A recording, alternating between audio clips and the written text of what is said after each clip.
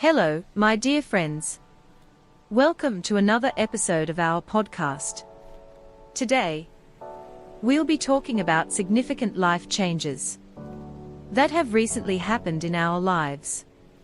Mustafa, have you ever experienced a big life change? Oh, for sure. Life has been full of surprises lately. And some of these changes have really impacted me. What about you, Sobia?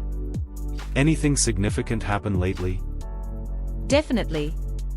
Life has a way of throwing big changes our way, doesn't it? And these changes, they shape who we are. Friends, if you've experienced any major life changes, how did they affect your life? Be sure to share your thoughts and experiences in the comments below. Yes, we'd love to hear your stories. But before we get into our conversation, let's talk about something that can be a game changer: the importance of learning English. Absolutely. Speaking of that, Mustafa, what are some of the benefits of learning English? Well, there are so many advantages to learning English. For example, it opens up a world of opportunities. Personally, learning English has allowed me to work with companies from all over the globe and earn money in dollars. That's amazing. English really can give you access to new career paths, help you make money, and enable you to communicate with people from different countries. Without hesitation, it's definitely a valuable skill to have. It really is, but there's a challenge. We don't have a great environment to practice English in Indiana. Unfortunately, the English we're taught in schools is quite basic. It only helps you pass exams, but doesn't focus much on speaking. That's so true. I know a lot of people who excelled in their English exams, but freeze up when they try to speak. They can't even manage a few lines. Yeah, it's a big problem. You know, I'm curious, what are some cool ways to learn English, Sobia? Well, the first step is to get used to hearing English. Make it a habit to listen to English news, podcasts, or even watch shows in English instead of your local language. The more you hear and repeat, the better you'll get. Exactly. A great technique is called shadowing. It's when you listen to someone speaking in English and try to copy them, mimicking their speech. It's like practical training for your English skills. That's a great exercise. It's really helpful for improving fluency.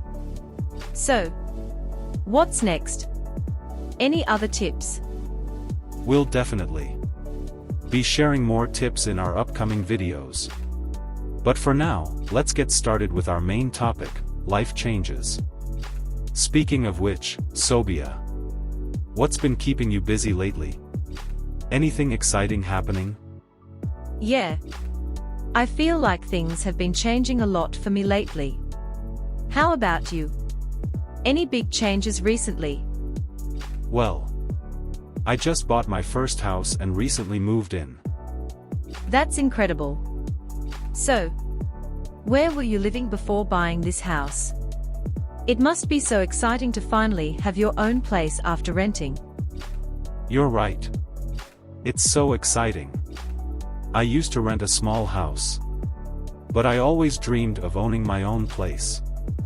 Now, I finally have the space to make it my own. Oh, I see. So, renting was an option for you before. Can you tell me more about the rental process? I've heard some people need to sell their current home before buying a new one. Yes, it can vary by country. But in the US, most people rent before buying. You typically start by searching online for rental properties. Once you find a place you like, you fill out a rental application. Some smaller landlords might not require one, but that could be a bit risky. That makes sense. In your case, Did you find your house while still renting your apartment? Yes, exactly. I found my house while I was still renting.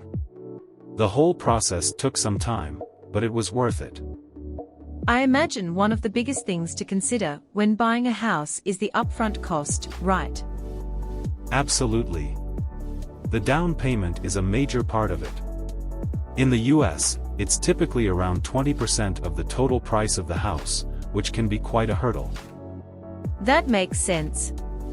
A down payment is a significant expense, but it's essential for homeownership. And houses can range from $150,000 to millions, depending on where you live. Yes. And there are also additional costs that add up quickly. Before buying a house, it's important to be prepared financially and understand all the expenses involved. I've heard that buying a house can be a lengthy process, especially with the rising prices in the US in recent years. Younger people, especially, seem to face a lot of challenges. That's true. My partner and I bought our first house much later in life than our parents did. Prices have gone up, particularly in areas where young people want to live. Yeah, the real estate market has changed a lot. Buying a house now can be challenging for younger generations, especially without proper guidance. That's why we worked with a realtor. They help navigate the whole process, from start to finish. It's estimated that 98% of the time, a realtor is involved in home purchases in the US. So, what was your experience working with a realtor? What were some of the most helpful things they did? They were amazing.